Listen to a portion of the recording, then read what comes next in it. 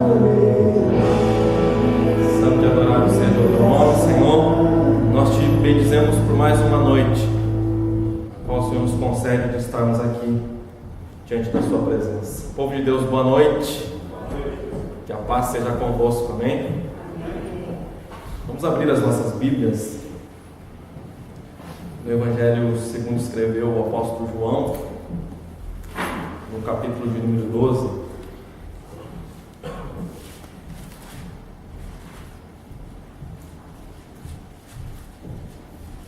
Evangelho de João, capítulo de número 12.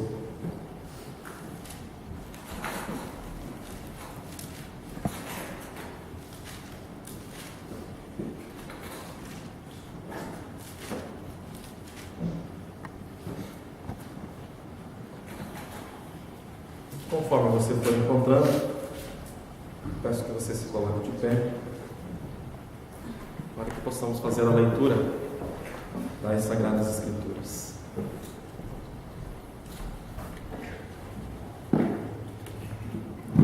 O Evangelho de João, capítulo 12, diz o seguinte: 6 dias antes da Páscoa, Jesus chegou a Betânia, onde vivia Lázaro, a quem ressuscitara dos mortos. Ali prepararam um jantar para Jesus.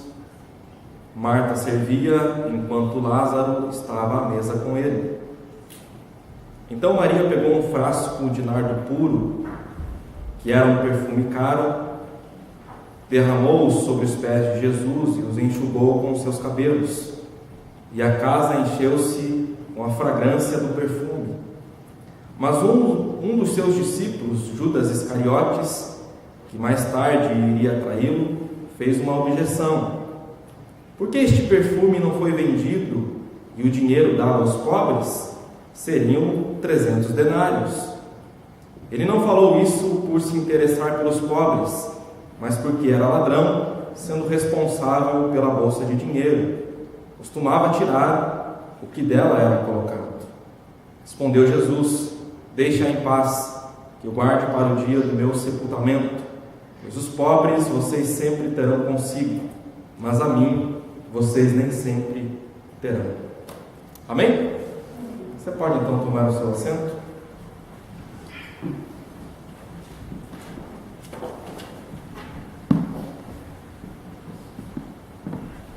Porque dele, e por ele, e para ele são todas as coisas. Glória, pois, a ele eternamente. Amém. Diz o apóstolo Paulo em Romanos, no capítulo de número 11, versículo 36. Ou seja, Deus é a origem, Deus é o meio, Deus é o fim de todas as coisas. Deus, Ele é o Criador, Deus, Ele é o sustentador, e Deus é aquele que deve ser adorado, é aquele que eternamente deve ser glorificado. Porém, quando você ouve a palavra adoração, o que é que vem em sua mente? Melhor dizendo, o que é a adoração para você? Você por acaso se considera um verdadeiro adorador? Porque, irmãos, quando nós pensamos em adoração, logo nós associamos este ato a Deus. E realmente só Deus é digno de toda a nossa adoração. Afinal de contas, as Escrituras Sagradas ensinam que nem mesmo os seres celestiais, como os anjos, devem ser adorados. A Bíblia Sagrada, na verdade, ela proíbe qualquer oração, prostração ou adoração feita aos anjos ou aos homens. Então, a adoração é algo que pertence exclusivamente a Deus, somente ao Senhor. Porém, existem também outras coisas que não deveriam, mas são cultuadas pelo ser humano. Por exemplo, o ser humano tem o costume de adorar o dinheiro. Algumas pessoas têm o costume de adorar as suas paixões desenfreadas. Algumas pessoas têm algumas obsessões por outras pessoas, por outros objetos, ou por outras coisas materiais, ou qualquer outro objeto possível de ser alcançado. Todas essas coisas são veneradas pelo homem. Mas a Bíblia Sagrada diz que nós devemos adorar o Senhor na beleza da sua santidade. A Bíblia Sagrada nos ensina e ela nos instrui a adorar ao Senhor. Por quê? Porque a sua sabedoria é incomparável. Adorai ao Senhor porque a sua misericórdia é ilimitada. Adorai ao Senhor porque a sua majestade é impressionante. Entretanto, uma adoração autêntica, ela é muito mais que cerimoniais humanos. Uma adoração autêntica é muito mais do que ritos religiosos. Porque a verdadeira adoração, ela exige um compromisso que envolve todo o ser do adorador com quem ele adora. É por isso que adoração é dar-se totalmente. Adoração é envolver-se por inteiro, render-se a quem se adora. Adoração é se submeter, é servir a todo instante. É por isso que nós não podemos falar de adoração sem mencionar o livro dos Salmos. O livro de Salmos é um livro de louvor para com Deus. É uma coletânea de hinos e orações, onde nós podemos ver o anseio de cada um dos autores pela presença de Deus. O desejo de cada um deles era tão intenso que nós poderíamos resumir esse desejo deles em uma única frase: eu tenho fome de Deus, eu preciso de Deus, eu necessito da presença de Deus na minha vida todos os dias. Assim como o pulmão precisa do oxigênio, assim como o peixe precisa da água, assim nós também precisamos de Deus. Então essa é a essência do livro de Salmos. Nós vamos ver que alguns salmos eles são incentivadores. Alguns salmos são reverentes. Alguns salmos devem ser cantados, outros devem ser orados. Alguns são muito pessoais, que falam de intimidade. Outros são escritos como se o mundo inteiro pudesse usá-los. Alguns desses salmos foram escritos em cavernas, outros foram escritos em templos, mas todos eles têm o mesmo objetivo, que é o de nos dar palavras que podemos dizer, que podemos usar quando nós estamos diante de Deus. É por isso que o salmista no Salmo de número 9, nos versículos 1 e 2, o salmista diz assim: eu te louvarei, Senhor, de todo o meu coração, contarei todas as suas maravilhas, em ti me alegrarei e saltarei de prazer, cantarei louvores ao teu nome, ó Altíssimo. Irmãos, a adoração é um assunto muito pessoal. Adoração é um assunto muito íntimo. Não existe uma fórmula secreta para se adorar a Deus. Afinal de contas, cada um adora a Deus à sua maneira. Entretanto, o requisito principal para se realizar uma adoração verdadeira ao Senhor é a sinceridade. É por isso que Davi ele vai dizer para nós no Salmo 51, ele diz assim, que um coração quebrantado e contrito, o Senhor não desprezará. Sinceridade é uma faceta importante na adoração.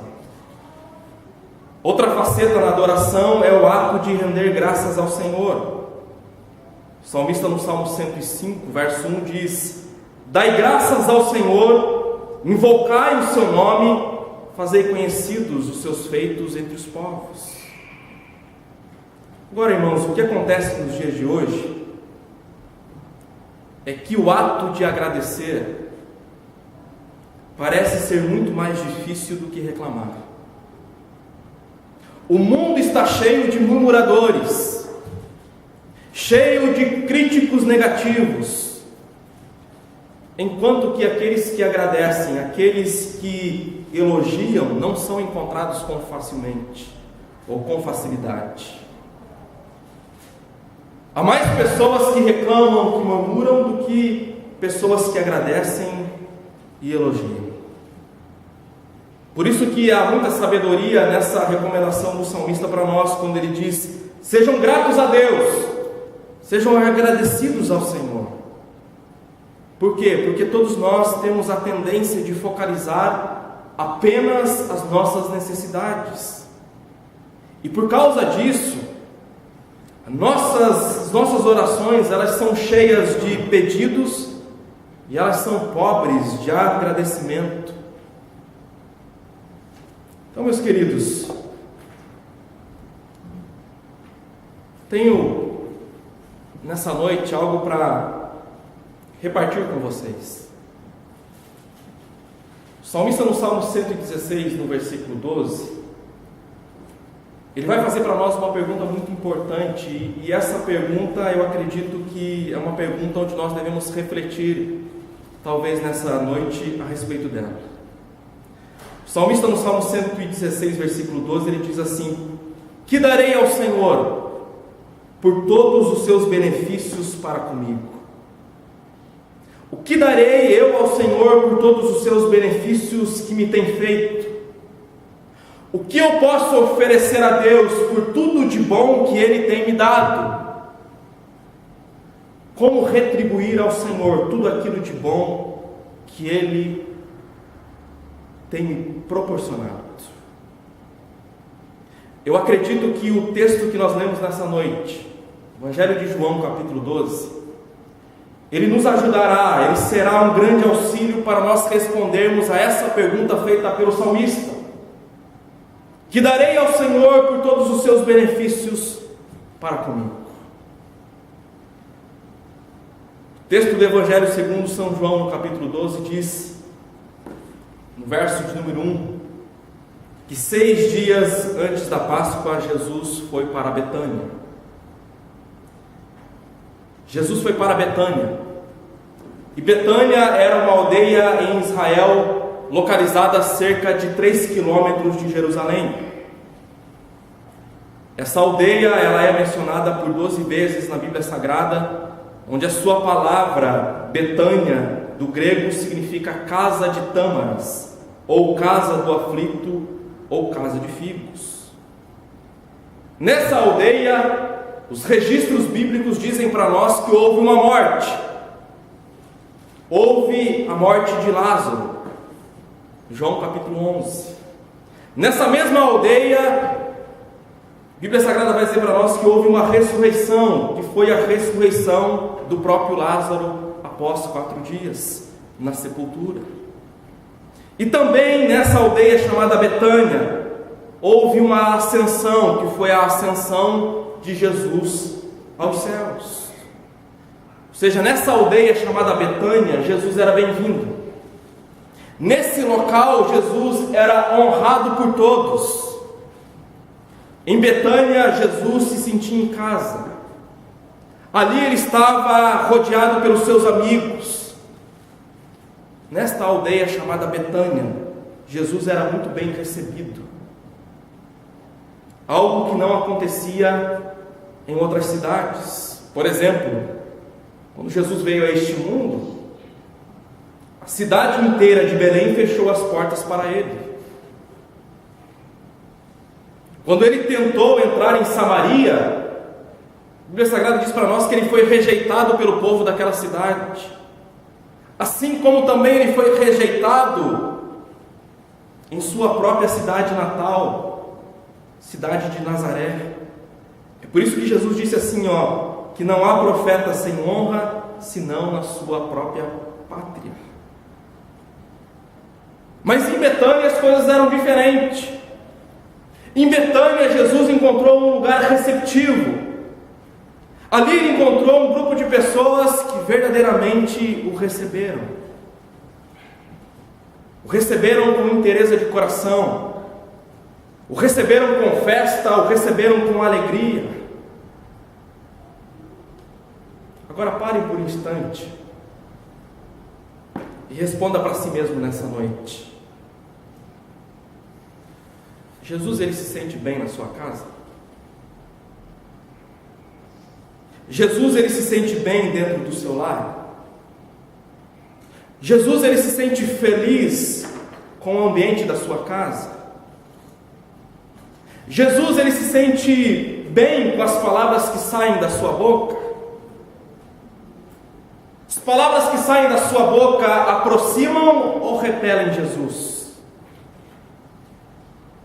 Jesus, ele se sente bem com as suas ações realizadas no seu dia a dia? Principalmente quando você está fora deste ambiente congregacional? Irmãos, o Senhor está à procura de um lugar assim como aquela aldeia em Betânia. O Senhor está à procura de um lugar assim, um lugar onde Ele é bem recebido. O versículo 2 diz que naquela aldeia, aquele povo ofereceu um jantar a Jesus. Deram-lhe, pois, ali uma ceia. Eles providenciaram um banquete para receber Jesus.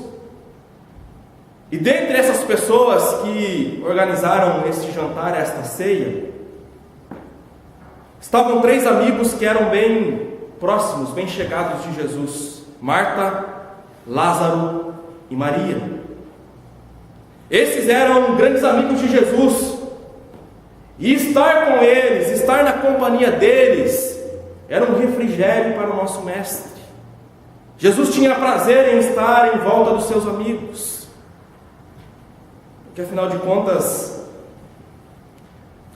enquanto os líderes judeus tramavam um plano para matar Jesus, os seus amigos o honravam com uma ceia. E o texto vai dizer para nós que Jesus, ele foi convidado para entrar na casa onde eles haviam preparado aquela ceia. Jesus foi convidado para sentar à mesa e jantar com eles. E aqui cabe mais uma reflexão para nós nessa noite. Há quanto tempo você não convida Jesus para entrar em sua casa? Há quanto tempo você não o convida para sentar à mesa com você? E então desfrutar de um momento de comunhão com Ele? Quanto tempo? Irmãos, não há nada mais precioso na face desta terra do que uma reunião de crentes no qual o Senhor se sente em casa. Porque quando isso acontece, há um derramamento do aroma da presença de Jesus em nosso meio. Mas a pergunta que eu faço é o seguinte: será que Jesus se sente em casa no nosso meio? Será que Ele tem liberdade? Será que Ele é convidado para a nossa comunhão? O texto continua dizendo para nós que durante essa festa, Marta estava servindo. E a ação de Marta aponta para o nosso serviço no reino de Deus. Marta representa a nossa tarefa, a nossa incumbência, a nossa atividade para o Senhor Jesus. Marta representa o nosso trabalho, o nosso esforço para o reino de Deus. E é interessante notar que Marta, ela servia tanto a Jesus como aos outros convidados. Marta, ela servia com amor, ela servia com zelo, ela servia com interesse de coração, com disposição e com alegria. Naquela casa, Jesus encontrou alguém que verdadeiramente queria lhe servir. Irmãos, esse é o tipo de coração que Jesus está procurando hoje nessa noite. Jesus está à procura de um coração de servo. Jesus está à procura de um coração totalmente voltado para lhe servir, um coração inclinado para fazer algo em prol do seu reino, alguém que queira lhe servir por completo, sem reservas, alguém que lhe priorize acima de qualquer coisa. É esse tipo de coração que Jesus quer encontrar em nós nessa noite. O salmista no Salmo de número 100, versículo 2, diz assim, que todos nós devemos servir ao Senhor com alegria. O outro amigo de Jesus que estava nessa ceia chamava-se Lázaro. E o texto diz para nós que ele estava sentado à mesa com Jesus. Lázaro representa aqui a nossa comunhão com Deus. Lázaro representa os momentos particulares que nós temos com o Senhor. E naquela aldeia Jesus encontrou alguém que tinha um grande desejo de conversar com ele, porque Lázaro sentou-se à mesa com Jesus. Lázaro fez companhia para Jesus, fez sala para Jesus, porque ele tinha prazer em ouvir o que o mestre tinha a dizer e a falar. Lázaro, ele abriu mão do seu tempo para estar ali com Jesus conversando. Irmãos, é um coração desta maneira que Jesus está à procura nessa noite. Um coração que anseia conversar com Ele. Um coração que abre mão de tudo para estar a sós com Ele. Um coração aberto para ouvir as suas palavras. Um coração desejoso por comunhão. Um coração que possa parar um instante para ouvir a voz do Mestre. É esse tipo de coração que Jesus está à procura nessa noite. O texto também vai dizer para nós a respeito de uma terceira pessoa que estava nessa festa. E essa terceira pessoa, diz o texto, que Jesus ficou admirado com ela. Essa terceira pessoa, Jesus ficou admirado por causa do seu amor, por causa do seu apreço que essa pessoa demonstrou para com ele. E o texto diz para nós que Maria estava aos pés de Jesus. Irmãos, Maria aqui representa a verdadeira adoração.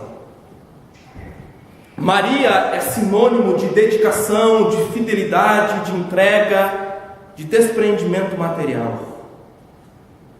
Porque todas as vezes que eu encontro o nome de Maria, Maria de Betânia na Bíblia Sagrada, eu não encontro esta mulher entre os teólogos e pensadores da época. Quando eu vou fazer uma pesquisa na Bíblia Sagrada para encontrar o nome de Maria, Maria de Betânia, eu percebo que Maria ela não está entre os políticos de grande influência da sua época. Maria ela não está entre os líderes religiosos. Mas todas as vezes que eu encontro o nome desta mulher, esta mulher ela se encontra aos pés de Cristo. A Bíblia Sagrada vai dizer para nós que houve uma outra oportunidade, onde Jesus estava na casa desta mulher. E o texto vai dizer para nós que esta mulher estava aos pés de Jesus, ouvindo as suas palavras. A Bíblia Sagrada vai dizer para nós que quando o irmão desta mulher, Lázaro, morre, quando Jesus chega à aldeia de Betânia, a primeira coisa que essa mulher faz é se jogar aos pés de Jesus. E a terceira vez que eu encontro o nome desta mulher é nesse texto que nós lemos nessa noite, onde esta mulher está aos pés de Jesus. O versículo 3 diz assim: então Maria, tomando uma libra de bálsamo de nardo puro, muito precioso, ungiu os pés de Jesus. Irmãos, Maria é uma verdadeira adoradora. Ela é uma verdadeira adoradora porque ela deu ao Senhor um perfume caro e precioso. O perfume oferecido por Maria a Jesus talvez tenha sido, dizem alguns estudiosos, o presente mais caro que Jesus recebeu. Em todo o seu ministério, talvez esse tenha sido o presente mais caro que Jesus recebeu. Alguns eruditos, com base no cálculo que Judas avaliou o presente, Judas avaliou em 300 denários, e um denário significava um dia de trabalho naquela época. Então, com base nesse cálculo que Judas fez, alguns eruditos vão dizer para nós, vão calcular o preço nos dias atuais, dizendo para nós que o perfume que Maria derramou sobre Jesus custaria hoje entre 15 e 20 mil dólares. Esse foi o presente que aquela mulher derramou aos pés do Mestre. Essa mulher, ela derramou 300 dias de trabalho, 300 dias de sonhos, de economias de vida sobre os pés de Jesus. E essa cena de Maria, ela me faz lembrar de uma história. Conta-se que certa vez uma missionária que evangelizava crianças numa ilha do sul do Pacífico, essa missionária, ela estava explicando a essas crianças o costume de se dar presentes na época do Natal. O ato de se dar presentes era uma expressão de amor, dizia ela para aquelas crianças. E também lembrava o grande presente que Deus deu ao ser humano, que foi o seu Filho Jesus. Passado alguns dias,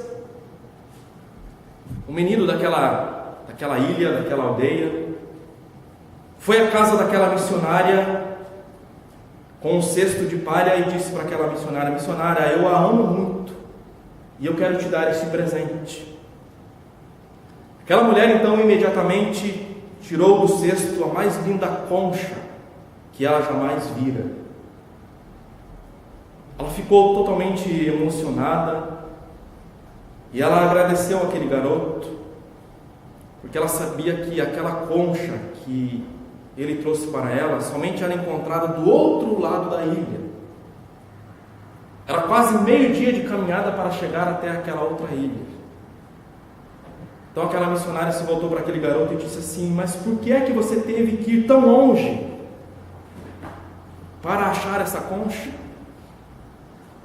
Aí o menino, com um sorriso no rosto, disse assim: missionário, é que a longa caminhada também faz parte do presente. Irmãos, eu fico pensando em quantas vezes o lugar de adoração fica longe demais para nós.